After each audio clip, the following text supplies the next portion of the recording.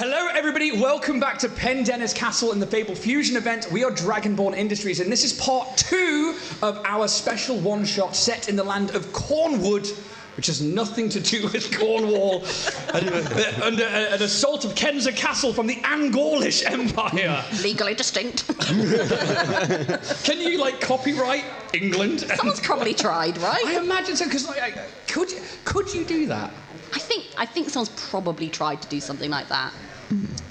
Well, now I feel like I want to copyright Cornwall. Can you imagine all the people that have got like Cornish flags and things and made in Cornwall and pasties on everything? If you can copyright. The Cornish tartan dog bandana people would be devastated. A cannon goes off. I love the idea. Every now and again, I get a cannon upstairs. It goes, which is great because you guys are under attack right now. But not the player, not the character. You are under attack right now. But anyway, we are here for you here in the castle, but also to YouTube and podcast listeners. So hello, thank you, welcome back, and to those people who were here yesterday and are going to miss today. I'm joined by the same players as yesterday, but we're still going to go round and do a round robin. So I'm going to start down here with our first player. Who are you and where can we find you? So my name is Jack. You can find me on Instagram at WDFIE Woodfee. And today I'll be playing Felix Lockhart, a human rogue. And what does Felix look like for the people who weren't here yesterday? I think I described it as a very charismatic and charming man. Oh, it was human man. Human man. Human man. With sort of slicked back hair, curled moustache, and a very thin, long beard. He is a jewellery merchant, and he has a little jade amulet around his neck. Excellent. Thank you very much, Jack and Felix. Next up. Hello, I'm Siobhan. You can find me on most things at Siobhan of the Dead. I also do crochet stuff at the Selkie Grotto. You can see me on Dragonborn Industries at Gals and Pals. We have a table there. And other things. What else? My character is Iridessa Shadowkeeper. She is a tiefling warlock, now level 8. She has recently sold her soul to a very strapping, muscly devil. You made that bit up, Siobhan. Huh? You made that bit up. No, he was really handsome, okay? I don't know why I'm really big, muscly dude. So I described him as looking like Tim Curry's character from Legend. If you Google it, he's very muscly and handsome. Well, thank you very much, Siobhan and Iridessa. Next to me. Hi, I'm Steph. You can usually find me at Little Goblin Girl or at Gals and Pals. I am playing Clairvoyant, who is a divination wizard. She's a high elf, and she's just a party girl who's currently absolutely vibing on wine, which is not problematic at all.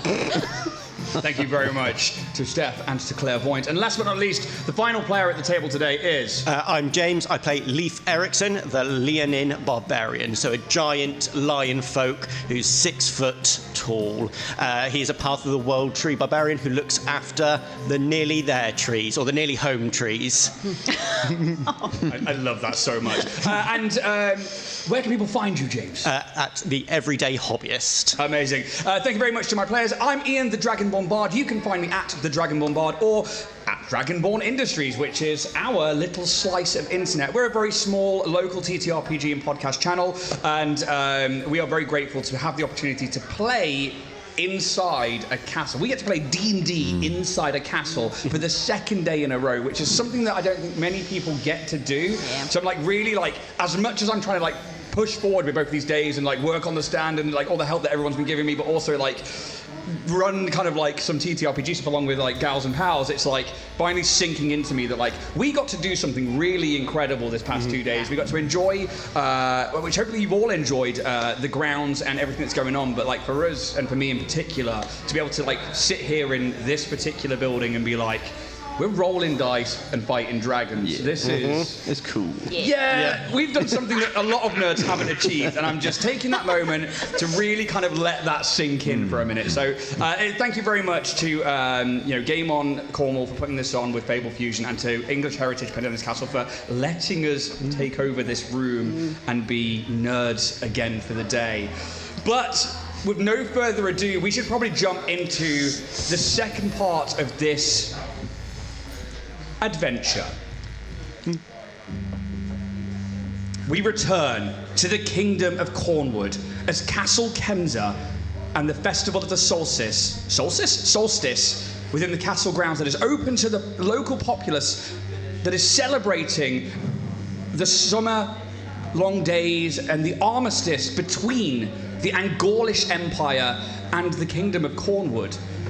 However, Princess Rowena, a member of the royal family, has invited a few individuals to the castle library to partake in some deeper drinking. That happened, and while our party was enjoying the frivolities of expensive wine, the Angolish Empire attacked the castle. This came suddenly and with a surprise attack from a particular knight known as Sir Mallory of Ill Omen. They broke through after a trebuchet hit into the castle, into the library where our party was partaking in wine, and Clairvoyant found themselves desperately drunk. Woo! When the knight entered, they pointed a lance towards the far end of the room where a hooded figure with a sickly green amber eye, Prince Caden, who had been reclusive over the past several years, seemed to be standing unnoticed by the party. The knight, Sir Mallory of Ill Omen, claiming, "The heir comes with me," and battle ensued. Sir Mallory, riding their red drake, stormed through the stacks of the library, assaulting, or trying to assault, it seems, Prince Caden, while our party, imbibed with alcohol, tried to stop this attack. However, Iridessa, our castle librarian, seems to notice that a secret shrine to their warlock patron had been revealed. During this fight, the castle mage, or magistrate, Yolonda Vinestra, enters, and whereas she seemingly begins to help, Clairvoyant notices that there is some trickery afoot, and Yolonda seems to be there to help Sir Mallory in some way, or to call out to Iridessa to save the artifact inside this totem, this shrine. Something that only Iridessa should know about, or seems to have only known about so far in their time within the castle. When Clairvoyant realizes that Yolonda is trying to use their magic to hinder the party and is caught out, I think Clairvoyant went to go and stop Yolonda, but Yolonda managed to get away. The remaining fight ended up being where Sir Mallory was brutally beaten down by our party, specifically Felix, our rogue, and Leaf, our barbarian, who managed to land some tremendous hits against this knight in clad black armor wearing the tabards of Angerland with this crimson red burning dragon all over it. But eventually, having sustained too much damage and not being able to get to the heir, Prince Caden, Sir Mallory decided to flee. With this, the Worm King, the Emperor of the Angolish Kingdom, flying overhead, strafing the castle with their own fire, turning the spires to stone and glass. The bells of death start chiming out through the Castle Kenza grounds. Princess Rowena, realizing that this can only mean one thing: the king is dead, begins to rush through the castle, trying to make it to the throne room. They see that this must be a targeted attack. Whoever started this knew exactly where to send the Angolish Empire. Guards lay dead like they had been surprised. Servants fleeing from closer to the kitchens in the throne room. And until our party gets to the throne room, where they break through and see the Shire-King lying next to his throne in a pool of their own blood, but Prince Caden holding a dagger over them. I hand over to you, the players. As Rowena, the princess who's with you, kind of just stops for a minute and is just flabbergasted and in shock as she's just open-mouthed staring across the throne room at her brother, hood still up, dagger in hand over the body. Does anyone else know what's going on here? Because clearly I'm in the right place at the wrong time.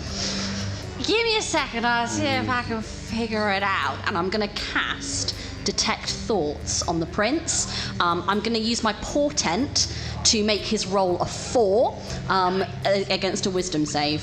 Okay. The prince is deep in turmoil.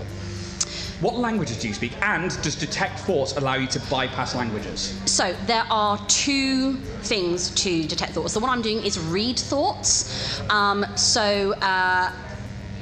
The languages I speak are Common, Elvish, and Halfling. Read thoughts, target one creature you can see. You learn what is on the most on the target's mind right now. If it doesn't know any languages and isn't telepathic, you learn nothing. It doesn't say anything about language. Okay, perfect. Troubles. There is this turmoil, and you get that straight away, this like ambivalent feeling of opposing situations happening here. One is triumph. There is something with the prince that feels like they have triumphed like over a great battle. The other is turmoil of loss and grief. You hear words in Draconic, but you seem to understand them. There are callings for this prince is like, why didn't you tell me? Why didn't I know? And then at the same time, it's almost like an overriding narrative of mother never told me, and you always kept it from me. And then you hear, they kept it from you. Kind of playing underneath all of that. And like it kind of is leading them down this road, almost like somebody pulling at the right strings. That is concentration for the next minute. Okay, so good to know. That's there. I'm like, is Luenna with us? Luenna is there, and you can see that she is like the great axe in hand, and she is just like, brother, what have you done, brother? And you see Caden is like, he drops the dagger, and his hands go up, and like he pulls at the hood around his head, and you see as it slips away. The first time I think any of you have seen Prince Caden in the full light, and you see a twisted, half-human, half-draconic look. Their head is warped with red scales and a horn on one side, where the other side is like a drooping human sallow skin. These green and amber sickly eyes kind of pierce out from under the hood, and as the hood falls back, you see that they're half-dragon. And they stumble back, and although they're hunched, they look strong, and like one hand as it comes free is like taloned, and the other one is like a regular human hand, like caked in the blood of their father. As they stumble back, it's like, I couldn't. He kept it from me. I didn't. They didn't.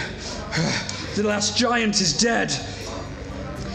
Girl, your brother is like really going through it right now. Just a little root around in his head. Any family secrets that like kind of you might know about? Okay, you're trying to root around in Prince Caden's head here. So that's obviously I'm trying to tell Luenna that's what I've picked up. Okay, actually, give me a persuasion check, please. Okay. I will also allow you to make a Constitution saving throw first, because a lot has happened since you drank, and I would say the adrenaline by this point. Natural 20 on my Constitution. Ooh. You sober up real quick.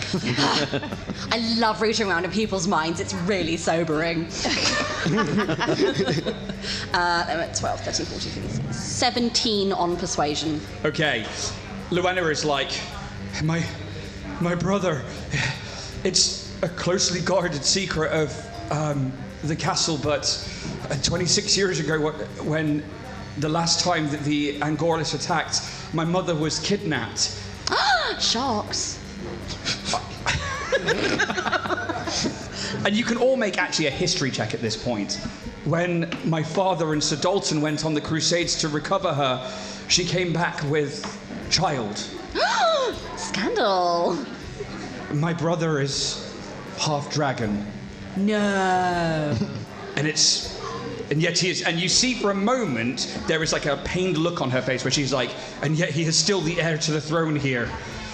And then she's like, looks down at the Shire-King lying dead in a pool of his own blood.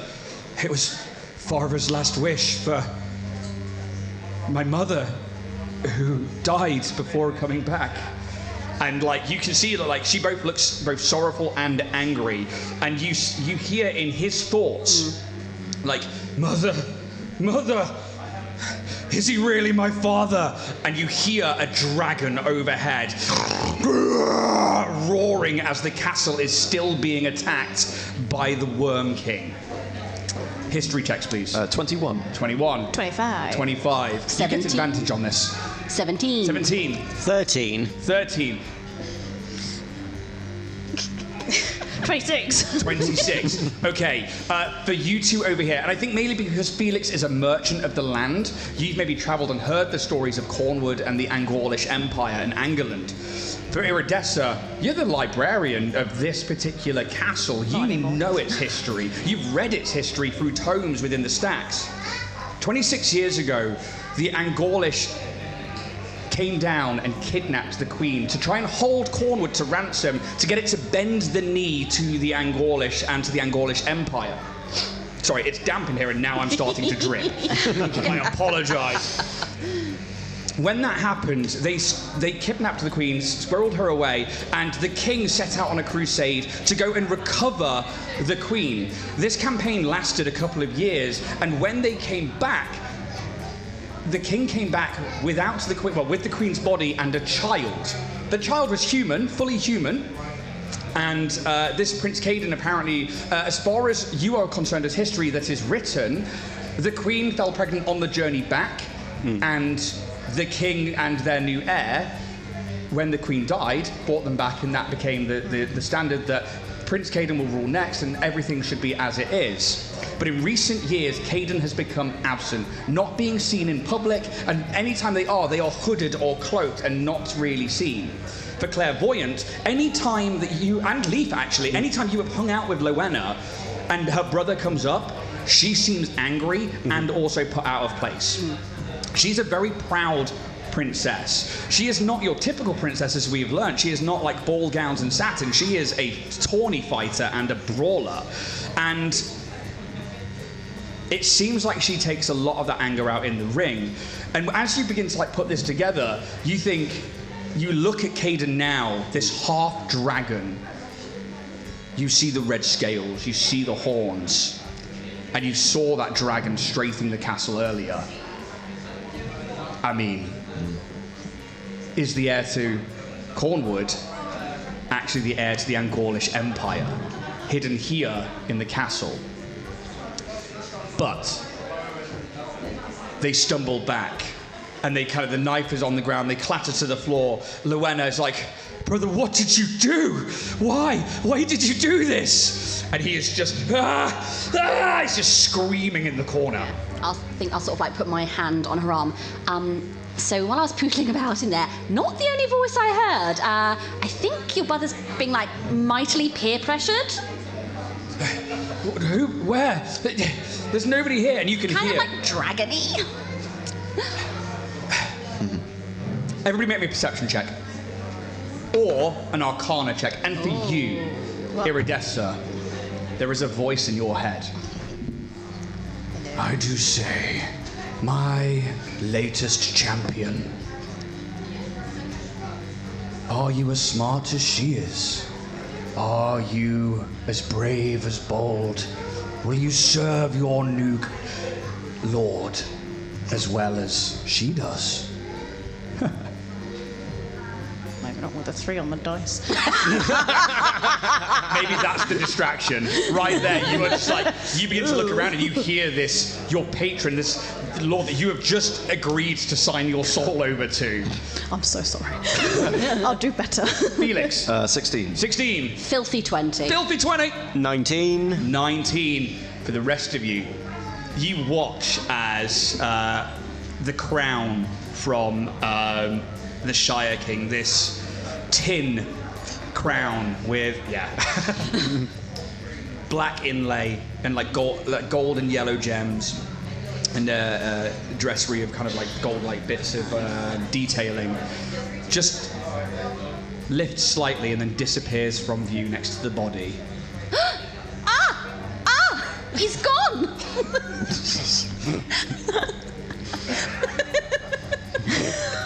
I'm not sure what to do here. I'm a little out of place, so someone give me some direction here. Ice knife! Okay, you can make...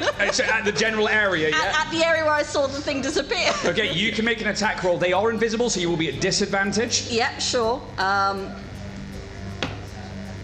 going to use my heroic inspiration. Excellent. Oh, it's still not fantastic. It's an 18. Ooh. It smashes into the area where you saw this crown disappear, and then it explodes. Yep. I do need... It's a dexterity save, right? So on the explode, it is a dexterity saving throw. So for the first time today, I need the audience to roll me a dexterity saving throw. So whoever would like to roll a d20 for me, please feel free to just grab it right there and give us a roll. Oh, everyone's being polite again today. There you go. Give it a roll. Tell us what we get. A 9, okay. And with a saving throw bonus of... So it's 18 they got to beat. It is a fail. That's going to be 3 points of cold damage. Okay, so with this explosion, and actually, how does this spell look? So it's essentially, I think it works a little bit like a pepper spray. Yeah, it's basically like arcane glyphs sort of like roll around Clairvoyant's fingers as she kind of just goes outwards at the general vicinity as this blast of icy blue mixed with purple kind of forms this icicle-looking beam as it then shatters in this like mist and spray of cold damage. Okay, so as this goes off, you watch the ice and form up the side of an invisible creature, and you hear, oh, you have been troublesome today. You are going to roll an initiative point, please. I need an initiative roll, please. So somebody grab a d20, and there are people going for it. There we go. Here we go. So our mage, Yolonda Vinestra, seems to be present. 9! Okay. They will be going on count 11. I'm going to start down with Felix. 16. 16, okay. Give me 2 seconds to write that down because my notes no longer work. Iridessa. 11. 11, okay. What's your dexterity modifier, please? Ooh, where is it? Sorry, bear with me. You are quite all right. +0. You'll be going at an initiative count 10. Cool. Iridessa. Oh, my notes. Clairvoyant. 12. 12. Excellent. And Leaf. With a natural 20, 21. Wow. Ooh. What a waste. 21. And I need Yeah, I one know. more roll, please, for Princess Luenna. 7. 7. It's a really And I think good that's roller. fitting because she is in shock. There we go. So, as you see this ice crawl up the side of this invisible figure, and then quickly you watch a hand brush it off, then disappear back to invisibility, and you hear the, well, haven't you been troublesome today? In this stern, elven mage's voice. At the top of the round, Leaf, you are up. You see Leaf kind of what was before confusion and what's going on, and then Claire suddenly reveal this hidden creature, kind of like, you killed our king. Why? And you just see the rage, like what was once dissipating when he was coming through the room, start building again. The muscles start rippling, almost with like branches of trees as they become thicker, as he starts charging over. How many building- C's thicker? 4. Oh, Wow. I say. Family friendly, James. I know. He draws the maw out again as he goes to hit where the ice has started to freeze the person in place. Okay, they are still invisible. You will have disadvantage on this roll. No. That was a natural 20, but before that was a 14. Excellent. 8, yeah, I know. Plus 8, Jack, maths. 22. Is still going to hit. Yay. This could be bad straight away. Mages, not renowned for their hit points. So that's a 2 and a 4, so that's 6. That's 11 points of bludgeoning damage. Okay, as you smash it, you go, "Ugh! Oh, you filthy rat!" You just hear this invisible voice. Big hit. You just go, ha ha, that's just the first. As he kind of goes with a backswing. Okay. 8. Oh. 16. Is not enough, as this time you hear, like, in the midst of this swing, a footstep as they seem to move out of the way somewhere as you are swinging wildly in your rage, and you go to strike where they were, but they just no longer appear to be there. Anything else from Leaf? That's everything. Felix. Are there any pillars in this room that I can hide behind? There are 2 pillars about in the centre of the room. If you imagine the room we're in right Sure, here, yes. almost in fact, an octagonal-like throne room, there are 2 pillars situated in the centre. They're not going to provide much cover, but you might be able to get a little hide in. I would like to try to hide behind one of them. Okay, you rush on over. Give me a stealth check, please. Okay. Natural 1. 16 on the dice, 4. Damn it. That's 25. You think you're pretty well hidden. Okie dokie. Okie dokie. Okie dokie. I'm a rogue. Okie dokie. I'm a charismatic, handsome handmaid. Handmaid? What? Handmade. It's been a long 2 days. We're tired. I want to go home. I want to try and throw a dagger at this invisible person. That sounds like an attack with disadvantage. But would I have advantage because I'm hidden? Yes, it makes it a flat roll. Flat roll. Oh, that's not good. And that's a bad miss. That'll be a 5. Again, you go to throw it where Leap hits, and you see that contact is made, and it just seems to sail off, and then ting, and like clatter across the throne room floor. In fact, it hits King Kenza. You throw the dagger, and the body just. Oh, damn it. And he was dead anyway, it's fine. That's my turn. Excellent. Clairvoyant. She's up soon as well, isn't she? I think I'd like to hold my action. I'd like to hold a 2nd level mind spike until Yolanda is visible. I'm going to make that noise now. This is going to be awful. Yeah, I think this purple arcane eye opens up on her forehead just very faintly and starts to like charge. I like that a lot. Thank That's I like magic flavour. also a clairvoyant with a 3rd eye. Yeah, Take right. another point of heroic inspiration. Thank you, Ian. Praise, yes. I like that. That was pretty cool. You hold your action, this eye blinks open on your head. Yolanda. Well, it appears I have a competitor in the room. What did our Lord offer you to fight against me? Did he offer me? I can't remember. Didn't offer you anything, No, he really. didn't, did he? Just No, offered you I just offered soul. offered you their power, and that was it. I You're think like, she'll take kind my soul. take it, please. I think she'll just say, very much kind of trying to, I guess, make it up. It's like, great power, actually. Far more than I think you have. And you hear her, she's like, our Lord is the Lord of deals, and you seem to not understand that. Yes, I do. Well, let's see how much power they have offered you. And they move through the room where you can't see them because they're invisible. But you see a small bead of orange from near the door into life. And as they do, flames seem to erupt, and a person steps out of them. Oh. As their invisibility drops as they cast a spell, and Yolanda steps out of what looks like hellfire back into reality with a small bead of orange. Goodbye. Flicks it into the room.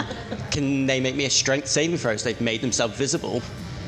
Okay. I need somebody to make a strength saving throw, please. If somebody could roll me a d20.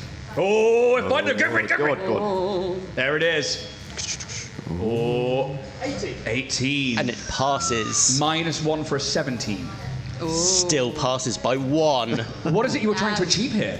So it's the branches of the tree. When I am raged and someone within 30 feet of me, as a reaction, I can teleport them into a space 5 foot away from me. Their speed drops to 0. That's horrible. Yep. I'm glad that didn't work.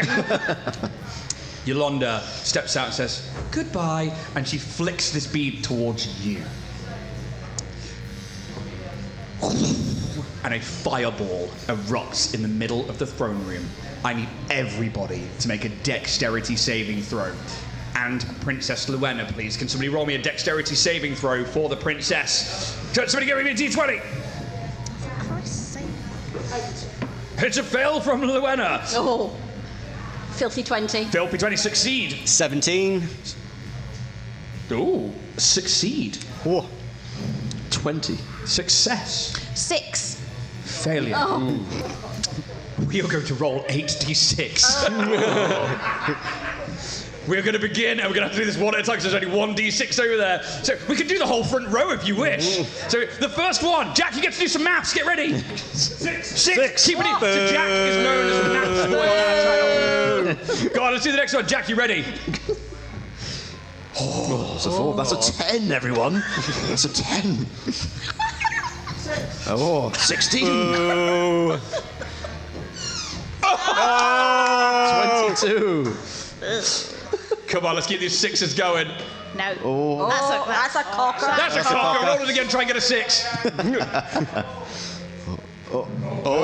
24. Come on, there we go. We've got 2 more to go after this. Who else wants to roll a d6 for us and kill our party? Oh, Come on, then, come on. 26 we're at. 26. Got 1 more after this one. Let's roll it up. Go on, then. Let's go. 28. Another 5. That's 33. I'll have a pee, please, Carol. You take no damage whatsoever. Oh, do I not? So, Because you are already resistant to fire. yes. Somehow, this doesn't seem to bother you at all. But I wanted to do Hellish Rebuke. You still can. I was going to ask, but I didn't want to be cheeky. No, you feel Yeah, this boy. fire. This fire feels familiar, like a landscape around you from a burning red sand barren plain of hell.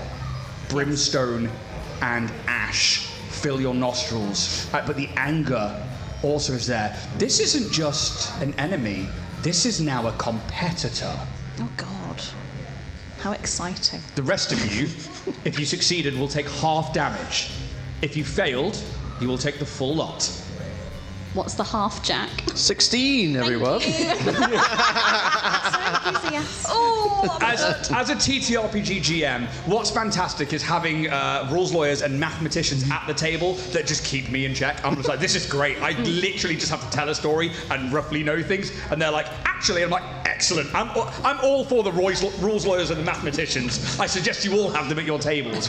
This fireball erupts and brimstone, the smell of brimstone fills the room. This is not just magical fire. This is fire from the hells itself. And Yolonda. This has been a fun day. What a festival. And it's the first time any of you have seen this mage really kind of showing any like enthusiasm. Usually they're bored and stoic, but now in the chaos they seem to be in their element. And they stand by the entrance to the castle throne room. and they're visible, right? And they are visible. So And can I mine's also Hellish fine. Rebuke? Go for it. So it's a wisdom saving throw. Wisdom saving throw for our mage, please. If somebody wants to roll a d20, go for it. Then go on, go here. You're all good. Oh. Oh dear. Goody, Yes. goody, goody. So, Mind Spike, the purple energy kind of reaches a crescendo, and I drive a spike of psionic energy into the mind of Yolanda. So it's going to be 3d8's worth of psychic damage. With a natural one on the failure, max it out. Ooh, so what's 3 times 8, Jack? And that is 24. 24. Okay.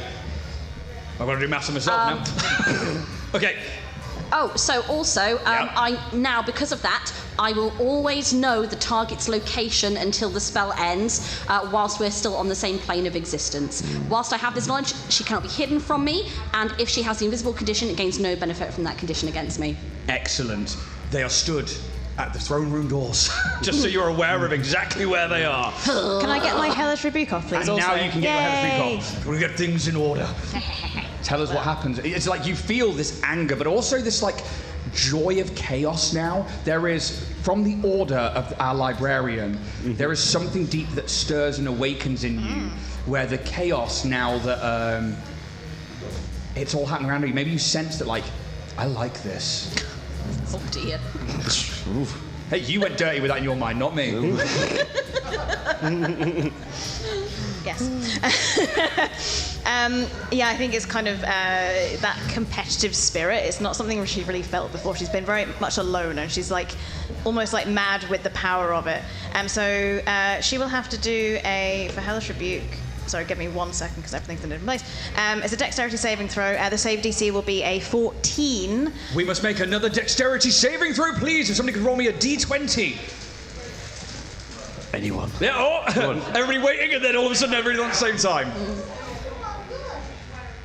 16. God damn With it. a +2, that is an 18. Yeah. Do you take half damage on Hellish Rebuke?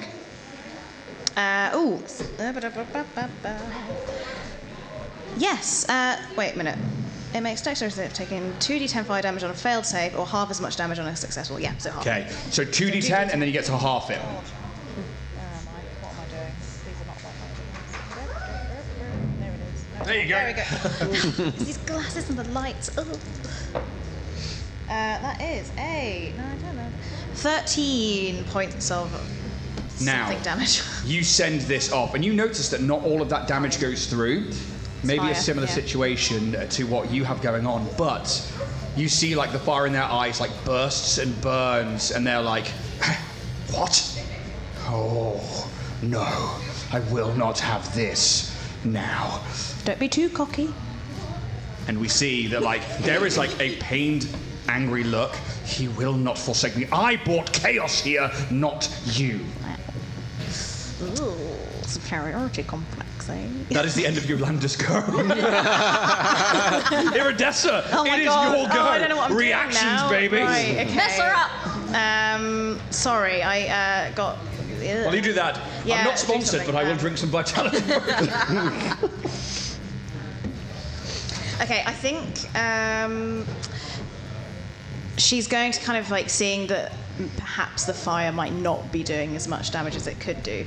Instead, she's going to cast Ray of Sickness. Okay. Which, what are we doing?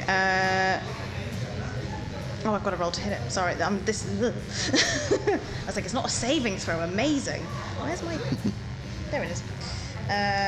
This is an attack roll, isn't it? It is an attack roll. Oh, it's fine. Oh, It's dear. fine. I don't suppose a 12 hits, does it? A 12 does not hit, I'm afraid. As you see that she is like griefed in some kind of like fire-like energy, not unlike clairvoyance, like purplish energy that they had around them a little earlier on. You think that maybe they've got some kind of mage armor on or something like that. No. How does this Ray of Sickness look, though, as you cast it? It is like it's really gross, but also like really pretty at the same time. It's just like this gloopy, like nasty kind of gunk. There's a little bit like sparkly. I don't know. It's a hot mess. It is a hot mess, like me. I guess it just kind of doesn't quite reach and just in front of her. Maybe the ground's a bit slippy. I don't know. I think it does. It's on target, and your magic like powers and surges from you. You've not felt this level of power before, and yet now you seem to have like the backing of some deific power. But her hand comes up and she slices through the air as though she had a sword in hand, and like you see your magic split in two as it goes either side of her. Cool. Anything else from Iridessa? No, that's it. I'm done. Luenna, who is stood not too far away, like a few feet into the throne room, is like, no, you brought this chaos upon us all. I'll kill you. And she turns, great axe in hand, and starts rushing in towards Yolanda. They are going to make 2 attacks against Yolanda, and I need you guys to roll those attacks for me, please. So the first one, if someone wants to grab a d20 and roll it for me, please. 10, okay, and with their bonus to hit, unfortunately, is not going to make it as, again, Yolanda's like, pretty princess, still trying to play at being a champion, and steps back out of the way with the first attack as it slashes down. She goes in for the second one, trying to go in for a side swipe on Yolanda's waistline. Another attack, please.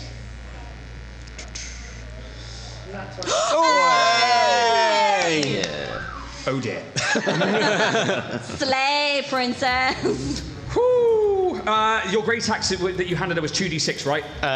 Great Axe is a D12. A d12. So how we normally do crits is we max the damage, we add the modifiers, and then we roll again. So a d12 plus their strength modifier, which is a 4, that is going to be 16. Then I need somebody to roll me a d12, please. If somebody wants to grab that. Yeah! 4, and they get on top of that one another 4, so it's 8 points on top of 16, which takes it to 24, Jack, I believe. Indeed it is, yes. 24 points of damage as it strikes in, going past that mage armor, shattering those flames as they begin to and flicker to one side, almost like a fiery second visage of Yolonda steps out of the way as this attack lands. And you just see blood beginning to pool at her side of this deep blue gown that she's wearing and dripping onto the floor. And she looks very angry. And Luena is like, I'll kill you for this. You've brought ruin to our land. That is the end of Luena's go. As you watch, the body with an extra knife now sticking out of it of the king lying next to the throne, the blood that's pooled around begins to shimmer. Ooh. And turn gold. Midas. There is a roar of a dragon outside, and the castle shakes as the roof. You see talons beginning to crunch through the roof of the throne room, and the roof is rendered clean from the stone, and the head of the Worm King pokes inside and begins roaring, shaking the very room around you. The gold begins to turn into a magical steam that rises from the Shire-King's body. And begins to move itself around the head of this dragon, and you watch as a giant hand moves its way out of the throne room floor in this gold and blue kind of iridescent light, and push the head of the dragon back out of the keep as a giant begins to pull themselves out of the ground and push this dragon out until you see the chest, the waistline, the legs. This giant is 60, 70 foot tall, non-corporeal, and seems to yet be making contact and pushing the Worm King out of the throne room. You see on its head this tin crown, and you hear in a language that maybe a lot of you don't know, just these words booming out across the town and the castle. And Luena is like, Father, as there seems to be some magical giant now fighting with the Worm King outside of the throne room, clashing blows with this gargantuan red-scaled emperor. At the top of the round, Leaf. Seeing when Luena get the natural 20, he's like, that's my Wena. He then runs up. Bear with me, my characters have all disappeared. Runs up and is going to try and make a reckless attack. Yeah, let's go for it with advantage. That's 3. Good. And that's a natural 1 for an 11. 11, I'm afraid, is not going to miss with the first attack. Going reckless with the second? Yes. With the 4, that makes it as 12. Did you roll with advantage yet? Not on the second one, it's only on my first attack. Can you not go reckless on both of them with 2024? It says with the first attack. Oh, there we go, learning some new rules today.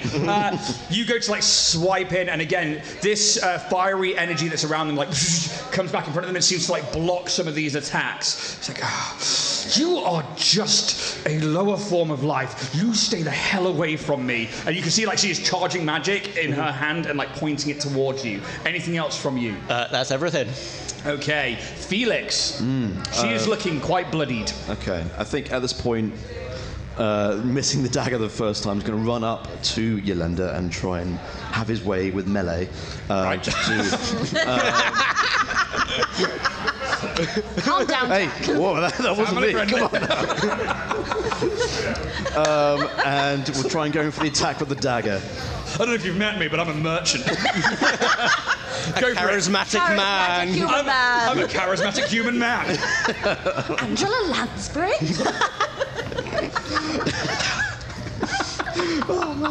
We've lost your board. I'm going to roll with advantage because I have allies within range. Yes, you do. Hello. Hello. That's a 21 to hit. Ooh. That hits. Cool. So that's 4 points on the dagger, but I get sneak attack. Yes, you do. And what Yolanda does not notice is that I have pulled out a vial and uncorked it and poisoned my blade. Oh! Spending one of those sneak attack dice instead, so I'll do 2d6. Excellent. That's an extra 8 points, that's 12 points in total. Ooh, big hits. It's like she's trying to hold off this wound and also trying to push Leaf back. You come running in. Tell us how this looks as it hits. I think it's just a kind of grazing wound and not intending to do a sort of stab. It's just kind of to get that poison into the bloodstream. And I need a DC 14 Constitution saving throw, please. Somebody roll me a D20, please. Here we go. What's a cocker? 17. Ooh. 17. With a constitution of 0, 17. That passes, yes. Okay, anything on the save? No, they're just not poisoned, unfortunately. Oh, I don't think that will quite work on me. Well, you've got to try. Anything else? Kiss. No, that's me. Okay, clairvoyance. First off, as a bonus action, I'm going to drink a healing potion. Excellent. So 2, 3, 5 points of health for me. Okay. And then as my action, I just like chug the healing potion back. Woo! And like smash the bottle on the ground, and then Party time. I'm going to do a 3rd level magic missile. Ah! So it's going to be. Ooh, come back. So it's going to be 6 darts Yeah. of magical force that just hit. They just They do. There's no And saving I think throw. she's like pew pew pew pew, sending them out. So it's going to be. Ready for maths, Jack? Sure. So that's 4. Yes. Maths. 4, 8. 3, 11. 4, 15. 3, 18. 3. 21. 21 points of force damage. How'd you kill her? Yes. I think their healing potion is just like kicked out what was beginning to be a very quick hangover.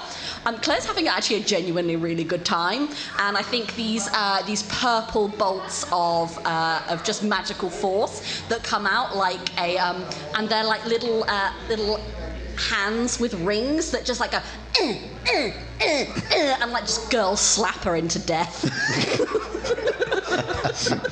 So, as this attack comes in, we see these like slaps happening as like Yolanda is like pushed back into the remains of the throne room doors. And you watch as that like dissipation of that energy, and you hear in your head that lord again. Well, it seems that she's no match for you and your friends. I wonder if you'll be better at sowing some chaos for me then. And at the same time, you like see these like flaming hands like roiling up from the ground around Yolanda as she's still holding that you notice like just inside her gown this crown, and it drops to the ground and it clatters like cling. And she's like, no, I have served you well, my lord. And you watch these like fiery hands like reach up through the ground and begin to like pull her through the stone, and she is corporeal. As her essence is being crushed down into the ground and the stone, and she's like, no! And you just in your head hear her. Serve me well, child. Serve me well. And it's all by myself. Until all that is left is a pile of ichor on the ground. We watch as the battle overhead, this giant of gold and blue, fights the Worm King for a prolonged period of time. until eventually some heavy hits are landed, and we watch as this dragon roars and begins flying north back towards Angerland. You see as Sir Mallory, the Knight of Little Omen on their drake, looks to follow, this giant grabs the drake from the sky and just seems to slam it into the ground. And we watch as this knight clad in black armor and red tabards lies motionless, like broken over a fountain. The town is a ruin. The castle is half melted, and the giant begins to rescind away. And you watch as the gold in the room kind of brings itself back in as this figure becomes human size once more. And the image of a human stands in front of you. They clearly have giant's blood of some kind. There is like slight hints of like stone, but also of like ice and fire, and there's elements of like all the different types of dragons about this visage in front of you.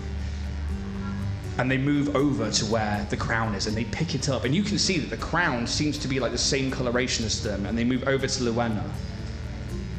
As long as Cornwall has a ruler, the Angorlish will never take over this land. And you see as like the visage looks over to Caden, who is just holding their head in the corner, crying, this half-dragon.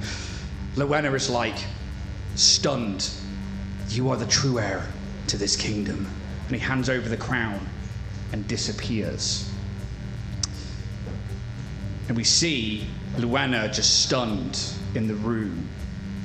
She turns to you all, and it just doesn't even know what to say at this point. There were no vast armies that attacked. There were no imperial crusades against Cornwall. It was just Sir Mallory and the Worm King that seemed to have a target in mind. And over the course of the next week or so, maybe having been around the princess while you helped protect the castle, unknowingly being the right heroes at the right time, you learn more about the histories of Caden being chosen to try and be that bridge between the Angorlish Empire and Cornwall by the previous king, the Shire-King, and how that had upset Luenna. You learn about Yolonda having been placed here by the magistrates of the world, not just of the land, and how that's common practice throughout the kingdoms. You learn that maybe she had been placed here through some nefarious means as a way to sow chaos between two nations that were looking to, well, one looking to rule and the other looking to be free. Chaos now that you feel is something deep within you. But Luenna takes the crown and becomes the next queen of Cornwall, as over the course of the next months you look to rebuild and help. But for now, knowing the secrets of House Kemsa, how long will that peace last? And that is where we're going to leave our special little one-shot.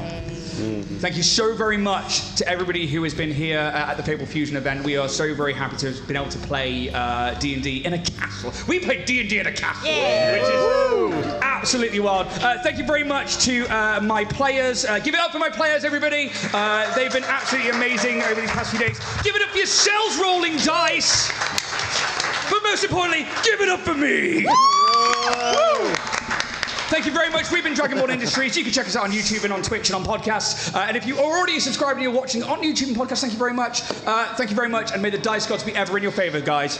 Take it easy. Ian. Thank you. Before we wrap up, we just want to give a little something of a shout out. Don't make me cry. We're gonna. So we've just wrapped up a 2.5-year-long campaign. It's our first on the channel. We've just wrapped up Starfinder. Ian has poured his heart, soul, blood, sweat and tears into this. He is the person responsible for all of this, and as a little token of our appreciation, because we know how hard you worked on this, and we feel that you need a little care package, we just wanted to give you this. No! Oh, thank you very much, guys. Is this like an opening now? No! This is my trove. This is my hoard. Thank you, guys. Honestly, it's been an absolute pleasure. This past 2.5 years has been wild. It has been. It's been absolutely nuts. If you don't already know, go check out our Starfinder campaign. These guys were incredible during that one. Steph's currently running Curse of Strahd. That's been an amazing campaign over the 6 episodes so far, and she's an incredible GM and is now kind of taking the reins with the channel, which is incredible. Thank you so much. Genuinely, thank you very much. This means the world to me. I think one more round of applause for the players at this table, guys. Thank you very much. No, this is about you. So one more round of applause for Ian. Yes. And now, may the dice gods be ever in your favour. See you guys. Thank you very much. Enjoy the day.